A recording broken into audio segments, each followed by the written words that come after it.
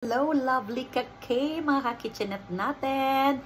Today, we have pichi-pichi at iba pa at ready to deliver na. Tingnan natin ang kanyang mga kasama. At ito ang ating classic biko. Ang ganda ng ano today.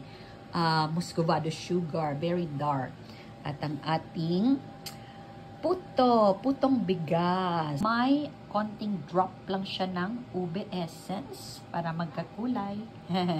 Tapos itong ating ginamit na form, silicone form, kasi naubusan na ako nitong yan, form para sa puto. At eto pa, meron din tayong cassava pichi-pichi. Trial Royal Bibingka.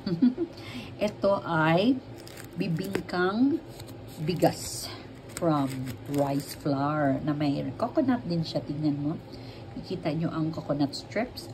Ito naman ay ating cassava royal bibingka na parami ang aking shredded cheese. Yan. Sa top niya ay shredded cheese and condensed milk. Okay. Tingnan natin. Patikim lang ito sa ating customer tonight. Freebie sa ating customer tonight.